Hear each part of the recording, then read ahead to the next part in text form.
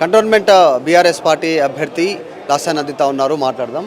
నందిత గారు, ఫాదర్ తర్వాత మీకు టికెట్ ఇచ్చినటువంటి పరిస్థితి ఎట్లా ఉంది? గ్రౌండ్లో తిరుగుతూ ఉన్నారు, ఎట్లా ఉంది రెస్పాన్స్? ఏమనిపిస్తుంది? మరి గతంలో దివంగత ఎమ్మెల్యే సాయన్న గారు ఎన్నో డెవలప్మెంట్స్ చేశారు.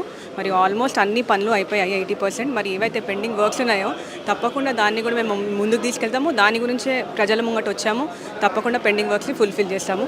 అట్లనే కేసీఆర్ గారు ఎన్నైతే పథకాలు ఇప్పుడు స్కీమ్స్ ఉన్నాయో మరి ప్రతి గడపకి ముడుతున్నాయి. సో అందరు కూడా చాలా సంతోషంగా ఉన్నారు. తప్పకుండా మరి కేసీఆర్ గారే మళ్ళీ వస్తారని చెప్తున్నారు. మీరు మహిళ, మీకు కూడా అక్కడ పోటీగా మరో మహిళ ఉంది, గద్దర్ కూతురు. కొంచెం కాంగ్రెస్ పార్టీ వ్యూహాత్మకంగా వాళ్ళకి టికెట్ ఇచ్చినటువంటి పరిస్థితి, ఆమె కూడా తిరుగుతూ ఉంది. ఎట్లా ఉంది అనుకుంటారు మరి?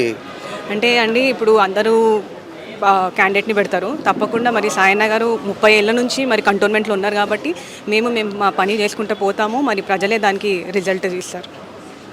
కంటోన్మెంట్లో లాస్ట్ టైంకి సంబంధించి ఇప్పుడు ఏమేమి చేంజ్ ఉండేటువంటి అవకాశం ఉంది? మీకు నిజంగానే బలమైనటువంటి ఒక గద్దర్ కూతురు, ఆయన ఆ లెగసీ తీసుకొని ఆమె వస్తూ ఉన్నటువంటి పరిస్థితి ఎట్లా అనిపిస్తుంది? అంటే ఫస్ట్ ఆఫ్ ఆల్ ఇది డిఫెన్స్ ఏరియా కాబట్టి తప్పకుండా దానికి టీపీటీ ఛార్జెస్ కానివ్వండి ఏవైతే ఉన్నాయో అవన్నీ తప్పకుండా దానికోసం మేము ఫైట్ చేస్తాము. మరి రానున్న రోజులు ఇప్పుడు మిలిటరీ ల్యాండ్స్ ఏమైనా కొన్ని టెంపుల్స్ ఉన్నాయి, దాంట్లో ఎలా ఉండరు నార్మల్ పీపుల్, అవన్నీ కూడా మేము ఫైట్ చేస్తాం తప్పకుండా. మరి ఎట్లయితే సాయన్న గారు చేశారో మేము ముంగట ఈ బీజేపీ కానివ్వండి కాంగ్రెస్ గారి నుంచి మేము ఏం చెప్పాము. మళ్ళీ December 3 తప్పకుండా దీని గురించి మాట్లాడతాం. బీఆర్ఎస్ పార్టీలో కూడా చాలామంది టికెట్ ఆశించారు కంటోన్మెంట్ గురించి, చాలా పోటీ ఉండింది. కానీ చివరాఖరిలో కేసీఆర్ మీ వైపు మొగ్గు చూపురి మీకు టికెట్ అనౌన్స్మెంట్ చేశారు.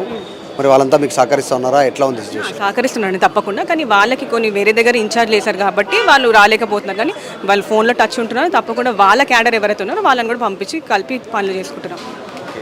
ఖచ్చితంగా హోప్ ఉందా మీకు ఈసారి విజయం? తప్పకుండా 110%. ఎంత 100% మెజారిటీ చూద్దాం, కానీ గెలిపితే తప్పకుండా. మరి వెన్నెలకు పోటీ ఇవ్వబోతాం, ప్రజలే చెప్తారంటున్నా కదా, అంతే అండి. Thank you.